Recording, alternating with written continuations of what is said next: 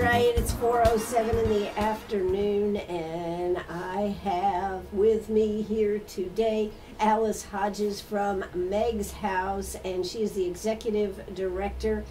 I tell you what, she's been affiliated with Meg's House for 15 years, began as an intern, hired as a part-time, and 2004 she accepted the position as executive director.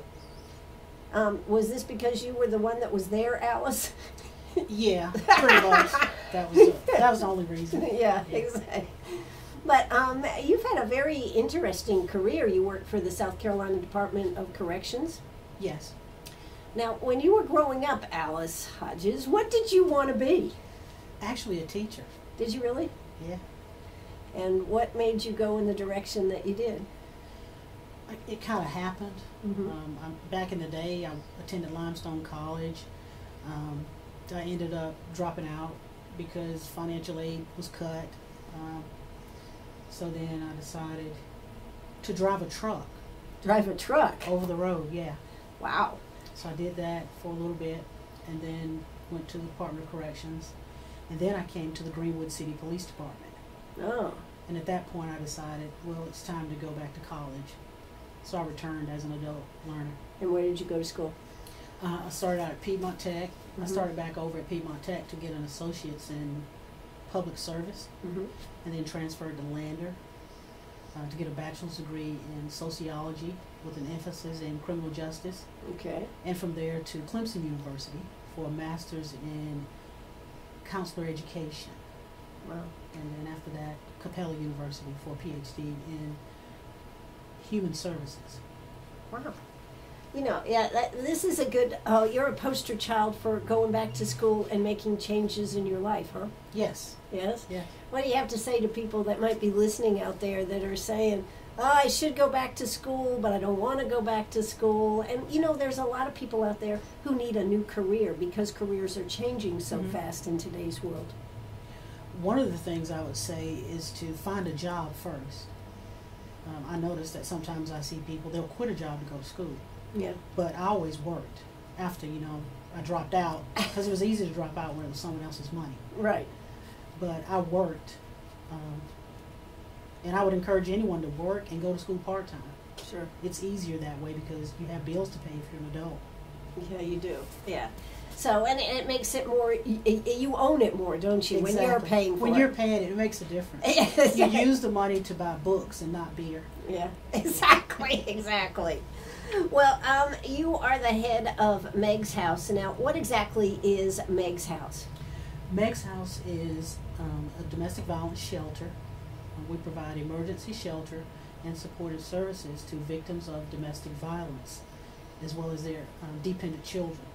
We also have 3 umbrella programs that are funded through HUD, and those programs, 2 of them are for single individuals with a disability who are chronically homeless, and then we have the Games program, and that is for homeless families. So, so how does this relate to Pathway House and, where they have the homeless shelter? How do those two interconnect at all or not at all? Well, we do similar work. We provide emergency shelter for the homeless. Mm-hmm. I think Pathway House, they actually do some job training over there. And we're getting ready to talk to Cassie about the possibility of some type of joint venture where we can partner together to help deal with homelessness here in Greenwood. Well, that's one thing we actually don't think about here, do we? We don't think that we have homeless people here. No, we don't, because in our minds we think they live on the bridges in large cities, Mm-hmm. but that's not the case, and it's definitely not the definition of homeless by HUD standards. People doubled up or living in places not suitable for habitation, that's homeless. People who get evicted, that family's homeless. Sure. When they're evicted. We even have some landlords that they don't like the fact that we use the word homeless. Well, I don't want those people, I don't want to rent to those people. So anyone who gets evicted is homeless. Sure. It's not like the bag lady or a person pushing all their belongings in a shopping cart. That's not what homelessness is all the time. It could be a family sleeping in their car. Sure. Or living. And we have seen a lot of that, Yes. where, in fact, you might not even know that they truly are homeless. Right. Yeah. Because they don't want anybody to know, and you know, the real to me, the real crime in this, if there's a crime to say, is for the children to not have a place to be where they can study and learn and grow and be my house is around the corner, my house is here, and you hear so many stories about this. Right, or they don't have a backyard that they can play in, Yeah. or a fenced-in area where they can go outside and play. So how many people that are really homeless that you know of, per se, from your studies or whatever, do we have in Greenwood? The last count, it was over 200. I think it was close to 260. For real? Mm-hmm. Wow. That's more than you'd think, isn't it? It is, but I'm sure there are more that we missed in the count. Yeah. Because you have to, I guess people have to come forward in order to be acknowledged. Yes. Yeah. Correct. So this is a problem that we have here, domestic abuse. Now, we're not necessarily talking about sexual abuse, although that can be very close and can happen too. Right. But your part of it is in domestic abuse. Domestic violence, sometimes called by the CDC intimate partner violence, because the criteria is an intimate relationship, a husband and wife, two people cohabitating together in an intimate relationship, a couple that have a child in common. It's not brothers and sisters or aunts and uncles, but intimate partners. That's the key component. But that is separate from what beyond abuse handles. Yes, beyond abuse is sexual abuse or rape, if you want to use the harsh, cold term. Yeah. What it is, rape. Now, how do people get in contact with you, Alice? Well, they can call us via our crisis line, or they can get referred to us via the police or another social service agency. We've even had businesses to call us, but there are several ways that people can get in contact with us. We're on Facebook. We also have a website. And so you just go to look for Meg's House? Is that how it's listed? Or on Facebook, it's Meg's House, Shelter for Abused Women and Children. And our website is www.megshouse.org. Okay.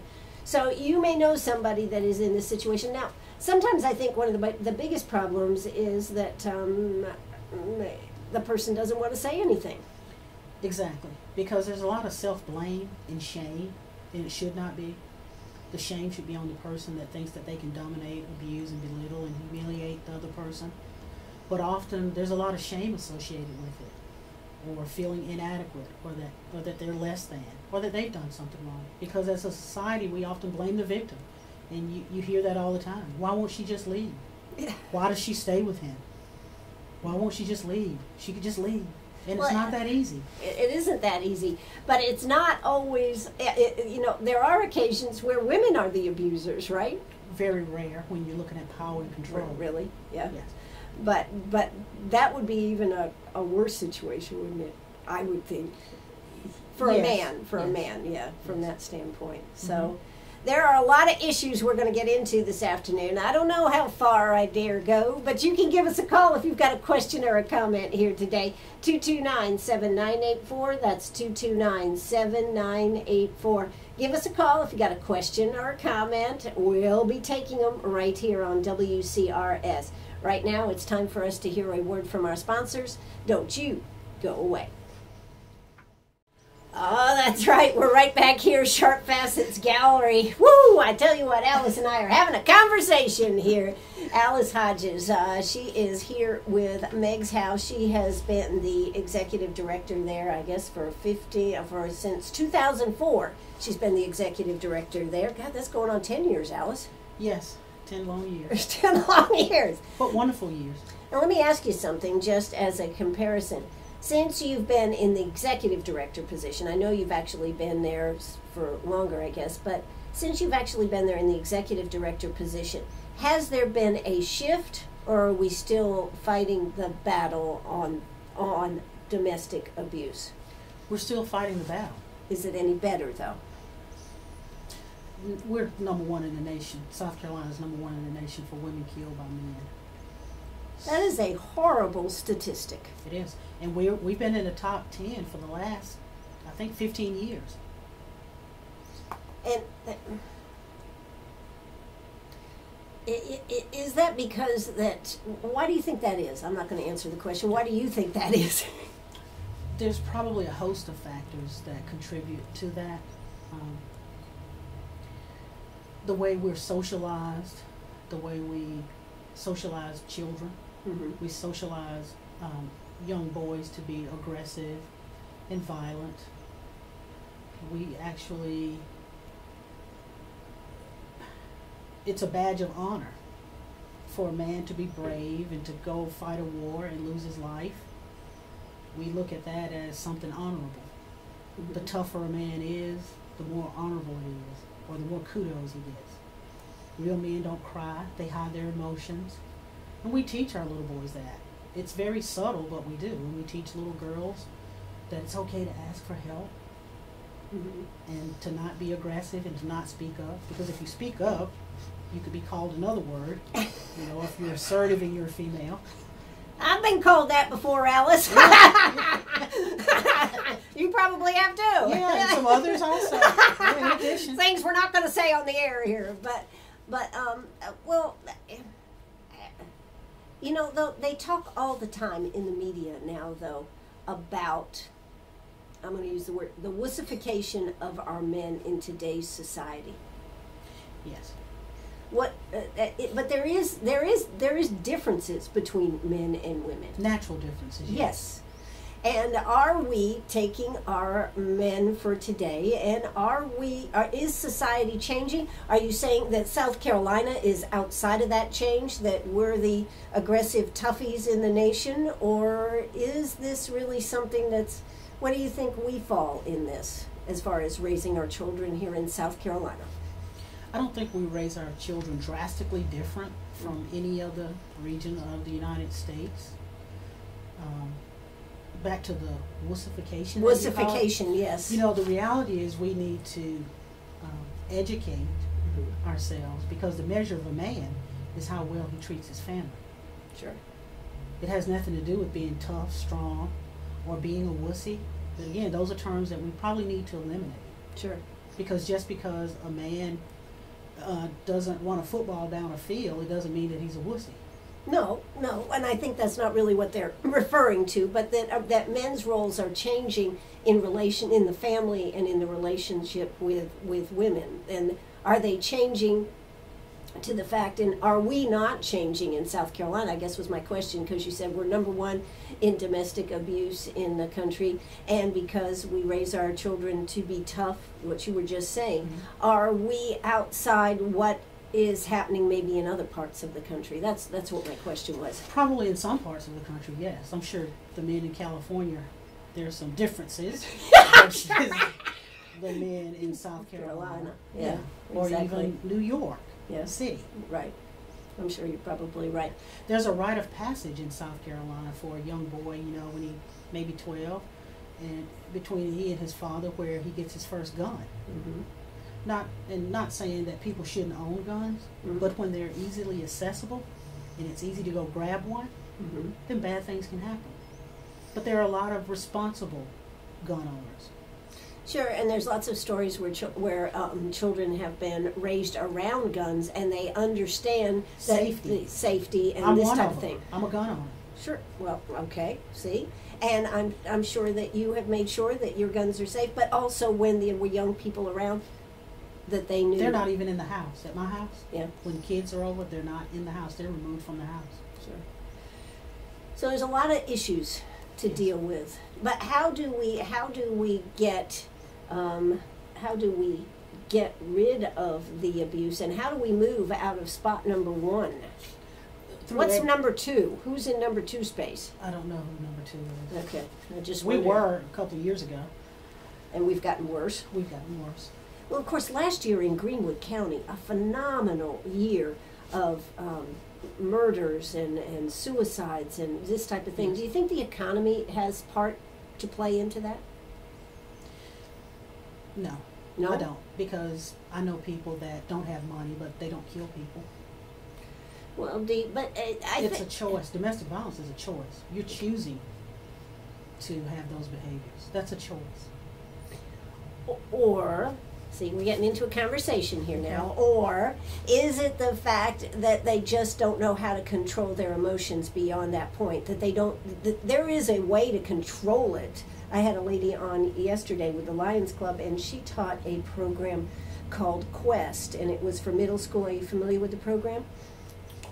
Quest, and it's a program that teaches middle schoolers. One of the things that they teach is anger management, and how teenagers they need to have outlets, and the type of things that you can do. So part of my question is, do you think that sometimes adults grow and they don't know how to deal with anger, depression, how to deal with these things, and is that where some of it comes from? Some of it, but we're speaking about domestic violence, and perpetrators, their anger is not directed towards other men. Okay. It's directed towards women. Well, because... So if they had anger issues, they get in trouble at work all the time. These guys don't get in trouble at work. They do exactly what their supervisors tell them to do. So why do they do it at home, Alice? Their anger is directed towards someone that they feel is less than, or that they own, and that they control, and that they have... Oh, so now we're getting down to the issue here, right? Power and control. Power and control, yes. So, now that I could see could be an issue, particularly maybe in South Carolina. Power and control? Yes. Yeah. Yeah, power and control. Yes, the little woman, right? Yeah. yeah. All right, well, we are here with Alice Hodges. We want to, do you think there's a way to break the cycle? Yes, definitely. How? We have children growing up with one parent in the house, or maybe two, and maybe this type is happening. Maybe they have one parent and multiple partners coming through. How do children learn healthy relationships? Well, what they're learning now is what they see in Right. their homes, and as well as in the media. On TV, and you see particularly, this, you see the ownership of women in the media. In that Hardee's commercial, the sexualization of women, that young boys as well as young females, they're bombarded with that. Yeah. The sexualization and devaluing of a woman's body. Even the terms that young men use to describe a woman's body, young men. Right. Well, I don't think we can say, well, they're not, I'm going to hit that, I'm going to tear that up. Right. Why would you use those degrading, violent words towards a young woman's body? Right.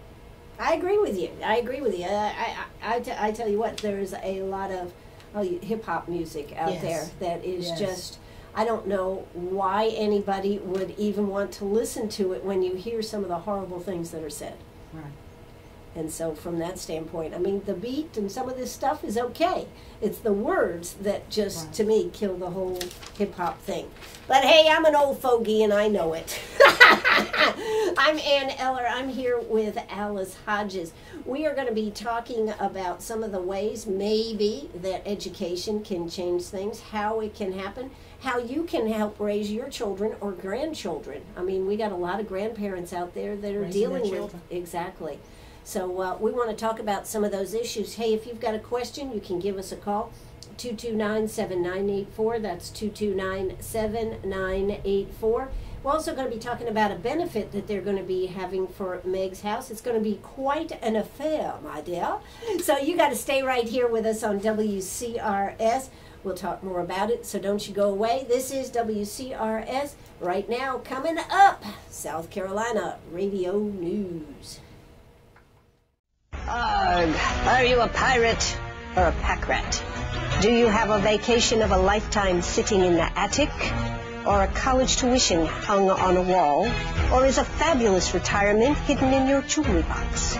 Bring those items to Sharp Facets Gallery. We can establish value and buy from you or sell for you. And so ends another chapter at Sharp Facets Gallery, 72 Bypass, and on the web, sharpfacets.com. Oh, that's right. We're right back here, Sharp Facets Gallery. God, we've been on break for a few minutes, but man, it seems like we have covered a lot of territory, you and me, Alice. We have. It's hard to figure out what direction to take this show here today, folks. You know, but one of the things that we have talked about, and one of the things that I think is really missing in society, is understanding worth in today's world. We have children growing up that think that being a virgin is a bad thing, and that if they haven't had multiple sex partners by the time they're 12, that they're just not hip and with the world here. Right. You know, how can that be changed? Because it just seems to me, it does seem to me, when you look at the media and you look at the movies and you look at all this stuff out there, I personally just go, why would anybody go this direction? Either that or I look at it and go, God, did I miss out a lot on life, Alice?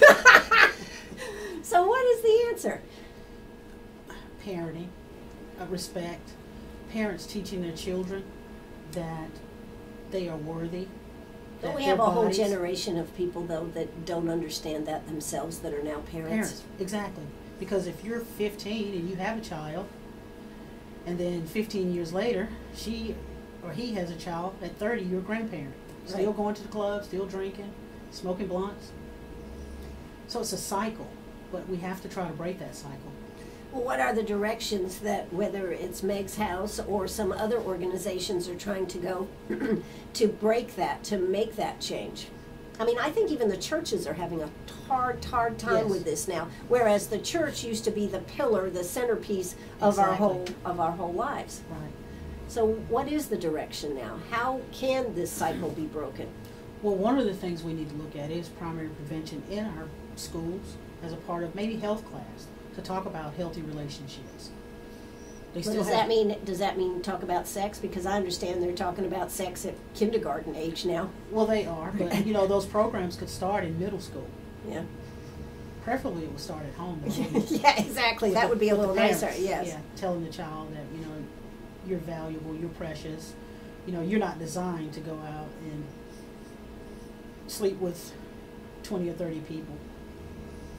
You're not honoring your body when you're doing that. Sure.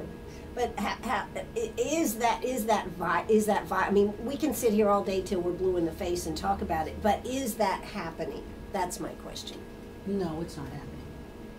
If it was happening, we wouldn't be talking about all these other topics. Yeah. Kids being embarrassed because they haven't had sex, or people thinking it's a badge of honor because you've had multiple partners. It's just a sad state of affairs. And as far as the music industry and the videos and everything out there, they certainly are promoting that. They are. And I can, as a child myself, I would listen to, Al Green's love songs, but I liked the beat. Yeah. And then as I grew older and I would listen to the words, I'm like, oh, well, that's not what I was focused on. I was focused on the beats. But I think nowadays they listen to the words. Sure. Because they're just raw. The lyrics are raw. And so is everything that you see, whether it's on movies or it has sexual overtones. Yes. Again, the sexualization of the female body. So,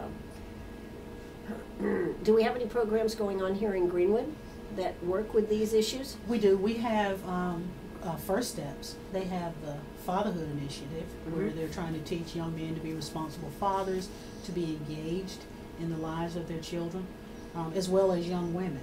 You can be a single parent and still be engaged in your child's life. You can read to your child. You can teach your child wonderful life lessons. Sure. So that's one program. Any other program? What do we do for the parent that's out there, and maybe they know that they kind of screwed up because they started too young doing things, and now they're just kind of... I've never heard one say that. They haven't? No, not coming through our doors. We don't hear that. What do you hear? There's nothing wrong with what I'm doing, and I'm teaching my kid, and it's okay what I'm doing? Sometimes. But we have started a program where we're going to get certain individuals from the community. Lindsay Tyner from the United Center, she's one of the individuals, one of our former employees at Meg's House, Christina Jamler, Deborah Parks. We have about 5 individuals that are going to come in and meet with the women and do parenting classes, conflict resolution, financial planning, and we have a life coach from Greenville that is going to come down. So we have some systems in place so we can try to get them to understand that, you're here at Meg's House, but you have to work these programs so that you can move towards independence. Getting a resume ready, going out on a job interview, and ascertaining a job and being able to take care of yourself and your children. Absolutely. I mean, well, that's is the whole thing towards going towards independence. Yes. And you cannot do that if you can't stand on your own 2 feet at some point. Exactly. And we call that empowerment. Empowerment. Yes. So we're here today. We're talking with Meg's House. We're talking about abuse, domestic abuse. What other thing? You know, one of the things we were talking about is that you told me that police are trained to know defensive maneuvers, whether in a man and a woman having a domestic dispute. Yes, right. Investigators are trained how to determine if a wound or an injury was a defense wound versus someone being the primary aggressor, and that's what they look for when they go out on a call. And he's saying she hit me first, and they have to determine who the primary aggressor is before they make the charge of criminal domestic violence. And sometimes it can be difficult, extremely difficult. And how often do those charges actually stick, though? You mean where there's a conviction? Where it goes all the way through the system, yes. I don't have the statistics, but I know that women are often afraid. They're often afraid because they feel they'll be blamed, or they feel that, you know, if they go into the courtroom, their children are going to be taken away. Because often the perpetrator will tell them, you know, I'll take the kids and you'll never see them again. So that just creates a worse situation. And women, I guess, as a group are not going to stand up, are they? No, but one of the things we have in place is we have an attorney. Okay. We have some grant funding where we contract with Andrew Hodges, and he will help those individuals maneuver through the court system and be there with them to give them that legal representation where they can feel confident. And some of our evaluations, they're beautiful, where she will say, I felt more comfortable to proceed with my case knowing that I had an attorney there with me. Or things like, when Andrew Hodges stepped in, things just felt so much better. I was not afraid. And then, of course, there's after the case, right? After the case, if well, you know, where does that leave some women? What direction do they have to go? Don't a lot of women go back just because they don't have any other place to turn? They feel some women, yes, do return, or they, you know, end up in another relationship because they just haven't learned those signs to look, those abusive personality signs, wanting to jump into a relationship very quickly, overly critical, very sensitive. Mm-hmm. Yeah. So these are the things that you've got to deal with, but there are ways to deal with it. That is the thing. Now, what do you cover on Facebook? I've never really looked at your Facebook page. What do you put on your Facebook page? We try to put positive things, like if we have a program participant who gets her college degree, we'll post that on our Facebook page. We post things about our event, like, for example, the No More Lies and Bruises project, which is coming up March 14th at the Holloway Studio. Sundance Studio, right? Yes. So it's a positive, upbeat, and it should be something where somebody can go and hopefully get some inspiration. The Facebook page, yes. Yes. Yes. We post only positive things there. Yeah. That's great. Hey, I am here with Alice Hodges. If you got a question, give us a call, 229-7984. That's 229-7984. Oh, that's right. We're right back here this afternoon. You know, Alice, how many calls did you actually take last year of people coming in or just calling in because of issues that they felt they had? Last year we had 2,120 individuals to call the crisis line. Some of those were calling for shelter. Some of those may have been calling because they're homeless, but the majority are calling for domestic violence resources. Now, if somebody is in a domestic, what do you recommend that they do? Call a local shelter. They could call us, Meg's House, at 864-227-1890. Or if they're in another city, they can pick up the phone book or go online and just Google domestic violence shelter and call their local shelter. I would urge them to do that. If they were in serious, harm, 911 to get the police involved. That's something, though, people don't want to get the police involved, do they? No, some people don't want to get the police involved.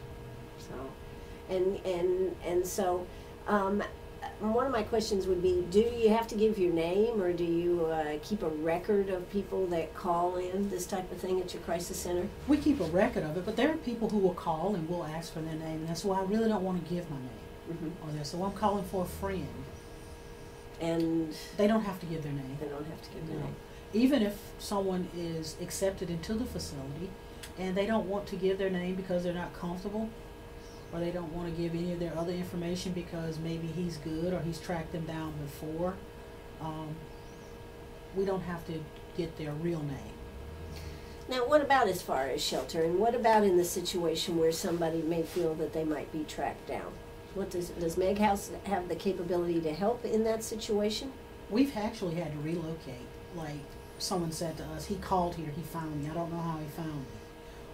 So we've had to actually pack them up and take them to another shelter. Mm-hmm. Okay, so you do reasons. help for that. Yes, we will, because it's not only their safety, but it's the safety of the other residents as well as the staff. Sure, absolutely. Well, let's talk a little bit about the benefit that is coming up on March, what is it, 14th? March 14th. That's a Saturday, is it? March 14th, do you know? I don't know. Is it March 14th? Saturday? It's Friday. Is that Friday? It's Friday. It is a Friday. March 14th is a Friday. Now, what is going to be going on? This is called No More Lies event. No More Lies and Bruises. No More Lies and Bruises. It's actually the debut of a song. The song is No More Lies and Bruises, and the song was written by Dwayne Moore, who is actually a former police officer. But Dwayne wrote that song, and then it's like it snowballed because people started coming on board.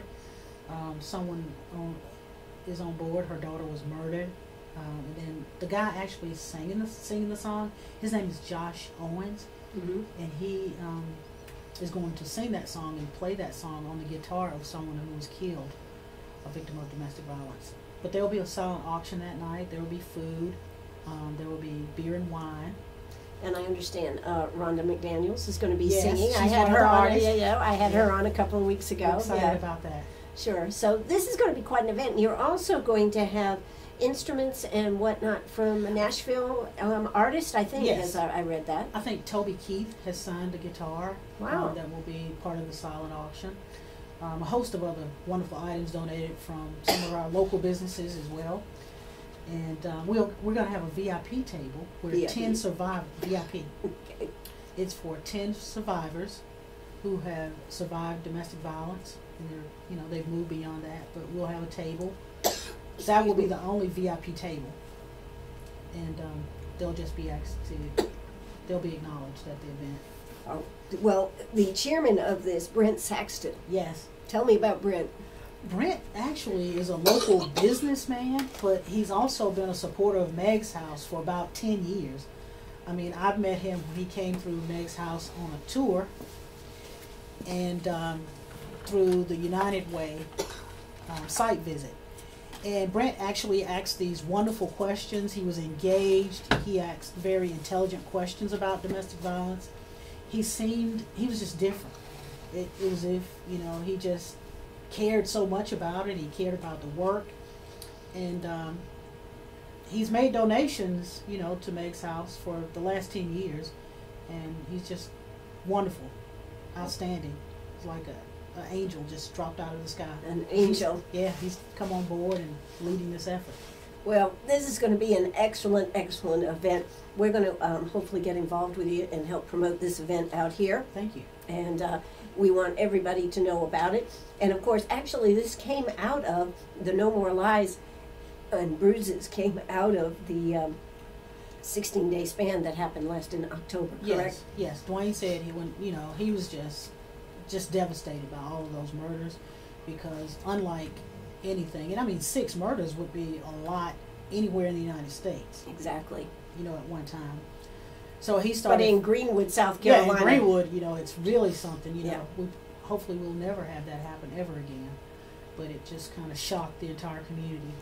And Dwayne said he just started thinking about all the times when he worked in law enforcement, and he would go out on the calls and respond to those domestic violence calls. And he sat down and he just wrote that song, but he had no idea that the lyrics in that song would be so real, and that people would come on this project. The young man that's singing the song, there are lyrics in that song that they're very real to him. Oh. Because he had a friend that was murdered. Well, and I would think that law enforcement probably get some of the worst brunt of this because they're always dealing with this. And it has to be hard at the end of the day to go home and to know, even though somebody said, no, everything's okay here, and to know that there's a problem, and the next time you get that call and maybe there's a murder. It's extremely difficult when you're a police officer and you're responding to those calls. I mean, back when I was first responding to the calls, you know, I'd never seen it. So I would respond to the call and, you know, she's there with a bloody eye. The house is torn up and she doesn't want to do anything. You know, she's not wanting to talk. Again, with a black eye, a lip bleeding. It was culture shock for me. Sure. And how many times have we heard, oh, I fell down the stairs. I did this type of, you know, right. I did this myself. Mm-hmm. Right. Right. And yet you knew that it wasn't that way. Mm-hmm. And employers see it. You know, there are signs. I think I did a program for the Human Resources Association where we talked about the signs to look for in the workplace. Things like, you know, being late for work, always on her phone, looking out the window, jittery, missing days from work. So yeah, there's some things you can look for. Sure. To determine if she's a victim. Well, this is something that definitely needs the light shined on it. This is going to be a fabulous event. It is going to have musical instruments from Nashville. You know, a few weeks ago, the Make-A-Wish Foundation and the Nashville artists came down here and performed. That was a fabulous event. And, you know, you got to say a lot for Nashville artists that give their heart, and yet they're not in this area, and they don't have to do this, and right. Yet they do it. Yeah. That just makes you feel wonderful, and it makes you want to continue to do the work when people who are not a part of our community right. come out and support this cause. Because it just doesn't happen here in Greenwood, it happens everywhere, but for someone to come outside of their community, right, to come to our community and help us, yes, means a lot. It does, and you know, South Carolina needs to move down that list, not stay in number one. We're going to. We're a great state. We have a lot of positive things that go on in our state, and you know, we're going to move beyond this. I'm hopeful. Yes. Well, Alice, you have been at this now since 2004. You know, I would like to charge you with making sure this happens, Alice, because I am appalled when I hear the numbers and everything. And when you look at numbers like this, it is quite appalling, isn't it? It is. So let's hope that there can be a change. Now, if somebody wants to get involved in this benefit, can they call you? Should they call a number? What should they do? Well, yes, they can call me at Meg's house at 864 227 1890. Okay.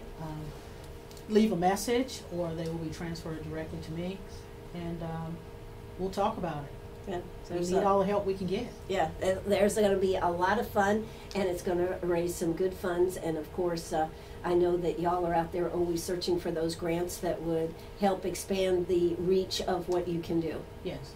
And of course, we got to mention the fundraiser Saturday night. Casino Royale. Yeah. This was a lot of fun. And a lot of good funds were raised, and you will be getting, Meg's house will be getting some funds out of that too. So kudos to Young Connect for putting that together. Yeah. It was an awesome event. Yeah, so, you know, just think if we had gambling all the time, for real. Oh, well, it's a dream. But we are here at Sharp Facets here this afternoon. My very special guest this afternoon has been Alice Hodges. We certainly hope that you are going to be able to get tickets. Now, the tickets for this are $20 per person, and they're going to have a catered dinner, a cash bar, a silent auction of musical instruments autographed by recording artists. 13 local and regional artists from Nashville, Charlotte, and throughout the Carolinas are also expected to perform. So this is going to be a jam-up night. It is. We're looking forward to it. Absolutely. Wear your purple. Wear your purple? Purple is Domestic Violence Month. That's our color. That's your color? Okay. Is March Domestic Violence Month, just out of curiosity? October. Okay. All right. Well, wear your purple. Come out and look great. Enjoy yourself. But also know that the money that you're giving goes to a terrific cause. Someplace that we don't want to be number one. Alice Hodges, thanks so much for coming today. Thank you. It's been a pleasure. All right. This is WCRS right here in Greenwood. Bye-bye, everybody.